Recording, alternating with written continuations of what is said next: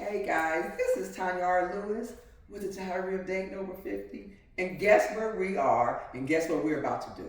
All right, I am here with Dr. Vaughn. He wants me to call him Arthur. So I'm going to call him Arthur because I'm in his house. But we're going to talk about some of his art. Where did this piece come from? This piece came from Ghana. I spent 3 weeks in Ghana last summer, 2024, and I fell in love with the art there and the vibrant colors and the subtle pieces. Like this earring has a symbol of what's called Jiname. Oh my, I see that. Right? Which means the sovereignty of God or the all-powerfulness of God. So these pieces caught my eye because the depiction of women, but plus the vibrant colors, and in most of the artwork, it has some semblance of vibrancy to all of It is. And is there any sadness about it?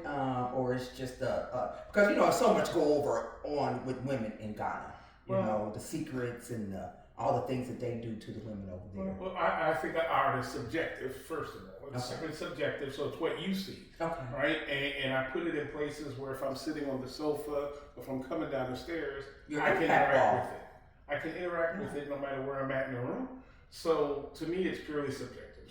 So I may see one thing in it, someone else sees something else, right? It's beautiful though. It's a beautiful piece. Did they paint this already? Was it painted when you got there, or they painted it for you? No, it was already painted when I got there. Okay.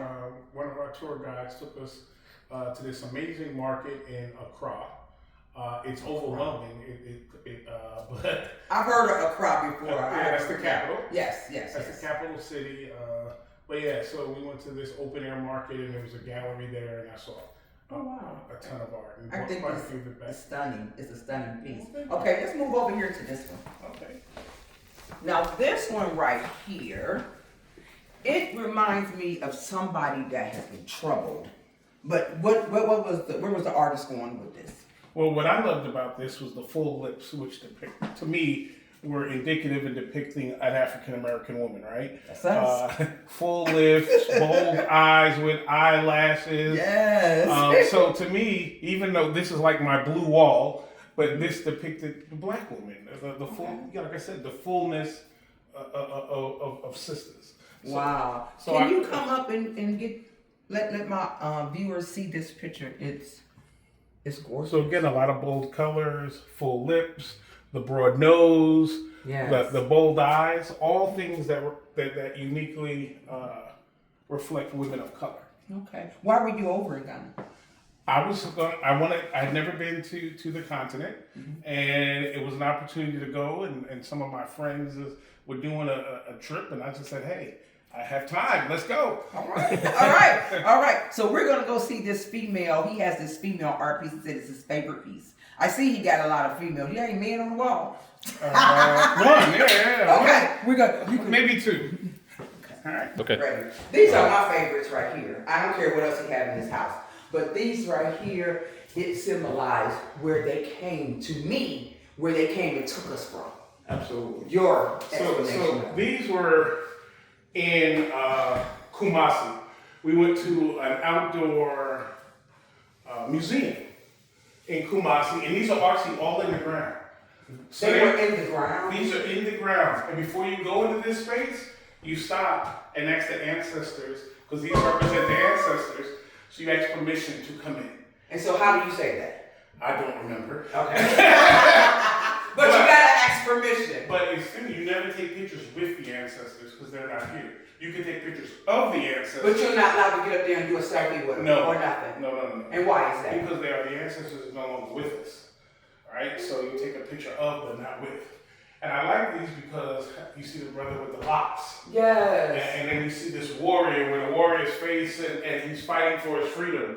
And again, another sister with hairstyles that sometimes people criticize our sisters for our unique hairstyles. Right. Because but it's unique to them, but this is part of our culture. Yeah. And these are some of the hairstyles that existed that we don't even know why we do it, but we do it. We don't know where it came from.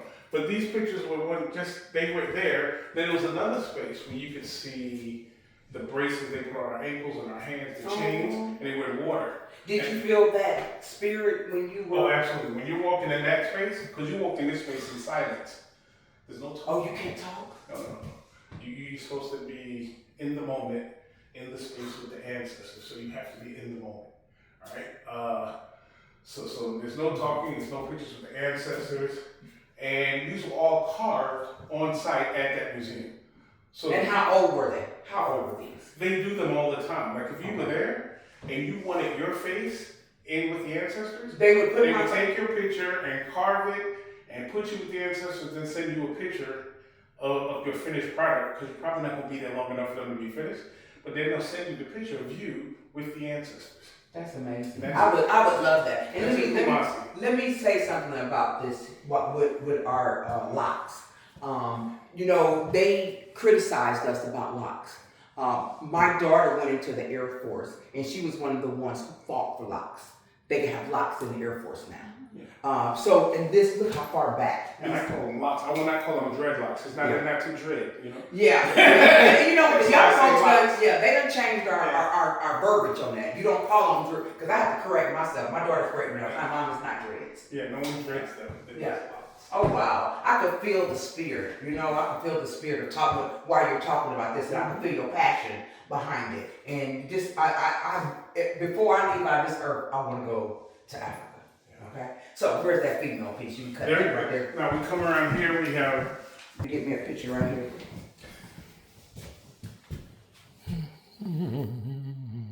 Hang on a second. I'm sorry, my model.